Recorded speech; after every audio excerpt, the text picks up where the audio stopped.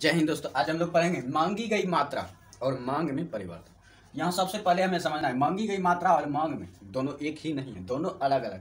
सबसे पहले इसको समझते हैं। मान लीजिए हम बाजार गए 2 किलो आलू की मांग करते हैं, 2 किलो आलू। तो यहाँ पर मान लीजिए कि हमने जो देखिए एक होता है स्थानांतरण वस्तु, जैसे कि चाय के जगह हम कॉफ़ी ले सकते हैं या और कुछ। मान लीजिए हम जो मांग चेंज कर रहे हैं, आलू के जगह हम कोई अन्य सब्जी ले लिए या कोई अन्य वस्तु ले ली, तो ये जो मांग चेंज हो गया, तो ये मांग चेंज हुआ, ये मांग में परिवर्तन हुआ। लेकिन मान लीजिए आपने मांग किया था 2 किलो आलू का, फिर इसको चेंज करके आपने कर दिया 5 केजी आलू। तो ये देखिए वस्तु एक ही है, मांग एक ही है। आलू आप पहले भी मांग रहे थे और अब भी मांग रहे, बस मात्रा चेंज हो गया, 2 से ये 5 हो गए। तो ये मांगी गई मात्रा और मांग में परिवर्तन पड़ना, तो ये दोनों अलग अलग है। मांगी गई मात्रा में परिवर्तन अलग है और मांग में परिवर्तन अलग है। तो सबसे पहले समझते हैं मांगी गई मात्रा में परिवर्तन को। तो इसमें जो मांग वक्र पर संचलन होता है, संचलन मतलब होता है मूवमेंट चेंज होता है, सिर्फ एक स्थान से दूसरे स्थान, वो जो रास्ता नहीं बदलते। मांग वक्र एक ही रहता है दोनों के लिए, मांग वक्र जो है दोनों के लिए एक ही रहेगा, बस जो चेंज हो जाएगा, मूवमेंट हो जाएगा। मान लीजिए पॉइंट ए यहाँ पर है तो कभी जो ये बी पर चला जाएगा, फिर ये उठ के मान लीजिए यहाँ पर चला, तो मूवमेंट सिर्फ चेंज होगा, लेकिन वक्र जो एक ही रहेगा, रास्ता एक ही रहेगा। तो ये जब मूवमेंट चेंज होता है, लेकिन मांगी गई मांग में परिवर्तन के कारण ये खिसका हो जाता है, खिसकता है। मान लीजिए ये वक्र अभी यहाँ तक मांग में वृद्धि होगा तो कभी खिसक कर यहाँ चलाएगा, मांग में कभी आएगा तो ये खिसक कर इधर घट जाएगा। तो ये जो वक्र जो है स्थान बदलता है, यहाँ पर वक्र ही स्थान बदलता है, लेकिन मांगी गई मात्रा में परिवर्तन में जो मांग वक्र स्थान नहीं बदलता है, सिर्फ मूवमेंट चेंज होता है पॉइंट का। जैसे कि यहाँ पर समझते हैं कि कोई मान लीजिए नारंगी है जो कि 5 रुपये किलो बिक रही है, तो 5 रुपये किलो पर जो है 5 रुपये पर जो है 10 किलो का मांग हुआ। वहीं पर जब हमने संतरे का कीमत घटा दिया, 3 रुपया कर दिया 5 से, तो वहाँ पर देखिए मांग बढ़ गया। तो इसका वक्र कुछ इस प्रकार से बना, यहाँ पर ए पॉइंट है और यहाँ पर बी।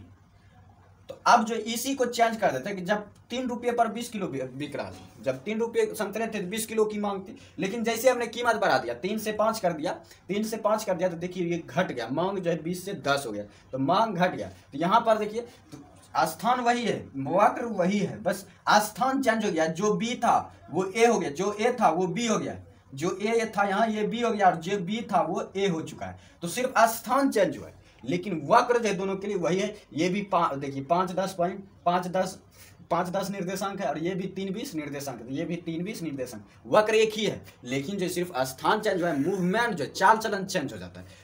तो सिर्फ यही अंतर होता है मांग परिवर्तन में और मांगी गई मात्रा में परिवर्तन। तो ये जो 2 रूपों में होता है, मांग का विस्तार और मांग का संकुचन। यहाँ पर मांग बढ़ाए तो ये हो जाएगा मांग का विस्तार, और ये हो जाएगा मांग घटाए तो ये हो जाएगा मांग का संकुचन। तो हम इसकी परिभाषा बना सकते हैं कि जब कीमत में वृद्धि होने पर मांग में कमी आ जाती है, जब कीमत में वृद्धि होने पर मांग में कमी आ जाती है, तो वह जो मांग का संकुचन कहलाता है। जब कीमत कम होने पर मांग में वृद्धि हो जाती है, तो वह मांग का विस्तार कहलाती है। तो हम इसकी परिभाषा बना सकते हैं मांग का विस्तार और मांग का संकुचन का।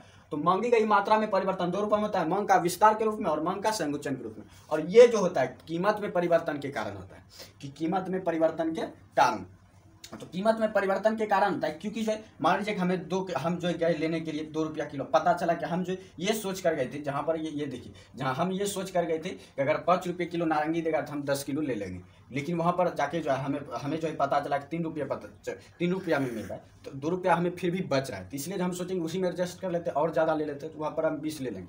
वहीं पर अगर हम 3 रुपये में ये सोच कर गए थे कि 3 रुपये में नारंगी मिलेगा, तो हम जो है 20 किलो लेंगे, लेकिन पता चला कि उसकी कीमत में वृद्धि हो चुकी है, हमारे पास 3 ही रुपये, तो हमको उसी के अनुसार लेना पड़ेगा। तो इसलिए जो कीमत में वृद्धि हो जाएगा, हमारा मांग क्या जाएगा, कम हो जाएगा, तो हम जो वहाँ पर 20 किलो की जगह 10 किलो ही लेंगे। तो ये जो हम जो मांगी गई मात्रा में परिवर्तन करते हैं वो कीमत को देख कर करते हैं। और लेकिन मांग वक्र में खिसका हो जाए, तो मांग वक्र में खिसका, जैसा कि अभी हमने तुरंत बताया कि ये जो मांग वक्र ही खिसक जाता है, ये अगर बढ़ जाएगा, मांग में वृद्धि हो जाएगा तो ये यहाँ पर खिसक के चलाएगा, और मांग में कमी हो जाएगा तो ये इधर खिसक के चलाएगा। ये जो स्थान जो मांग वक्र ही इसमें स्थान चेंज करता रहता है।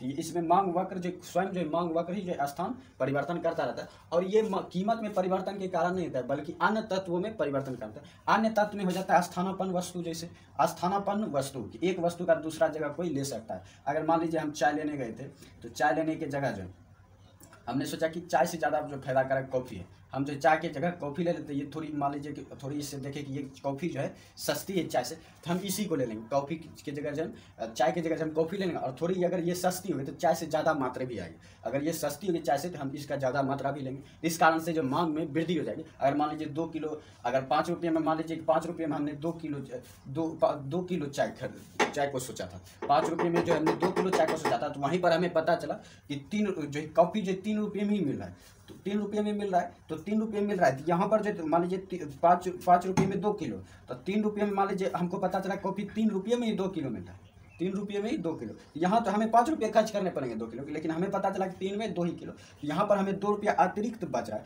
तो इससे भी कुछ मात्रा बढ़ जाएगा 2 किलो के अनुसार। तो ये जो कम से कम जो ये 5 केजी आ जाएगा। अगर हम पूरे के 5 को कॉफ़ी पर ही खर्च करें तो लगभग 5 केजी के बराबर जो है हम कॉफ़ी को खरीद सकते हैं। तो ये जो है जहाँ पर हम 2 किलो चाय लेने वाले थे, वहाँ पर हम उसी रुपये में कॉफ़ी जो है 5 किलो ले सकते थे। यहाँ पर देखिए 2 केजी से 5 केजी का मांग में वृद्धि हो गई। तो ये जो मांग में वृद्धि होता है, मांग में कमी। तो ये होता है मांग में वृद्धि और मांग में कमी, कि जब कीमत में परिवर्तन के कारण या कीमत के अन्य तत्वों में परिवर्तन के कारण, जब हम अपनी मांग में ही परिवर्तन कर देते हैं, एक वस्तु के जगह दूसरी वस्तु की स्थानापन्न के कारण हम जब मांग में वृद्धि कर देते हैं, तब जो है वह जब हम मांग में वृद्धि कर देते हैं तो वो मांग वृद्धि हो जाती है। और जब कीमत में अन्य परिवर्तन के कारण जब हम अपनी मांग को कम कर देते हैं तो वो मांग में कमी हो जाती है। तो ये जो कीमत में अतिरिक्त परिवर्तन के कारण होता है, कीमत में परिवर्तन के कारण नहीं। तो ये होता है कि मांग वक्र का खिसका, कि जब हम कीमत के अनुसार देखकर जो है मांग वक्र को एक स्थानापन्न वस्तु से चेंज कर देते हैं, तो जब मांग वक्र ऊपर की ओर खिसक जाता है, जब मांग वक्र ऊपर की ओर खिसकता है तो वो मांग की वृद्धि कराता है। और जब मांग वक्र जो है मांग वक्र मूल बिंदु की ओर खिसकता है तब वह मांग में कमी कहलाती है। तो ये होता है मांग में परिवर्तन में और मांग की मात्रा में परिवर्तन। तो मांगी की मात्रा में परिवर्तन 2 रुपये में होता है मांग का विस्तार और मांग का संकुचन। वहीं पर मांग में परिवर्तन होता है जो मांग में वृद्धि और मांग में कमी के रूप में। तो हम लोग भली भांति दोनों को समझिए, मांगी गई मात्रा को और मांग में परिवर्तन को। तो वीडियो को अच्छा लगे तो लाइक कीजिए और चैनल को सब्सक्राइब जरूर कीजिए।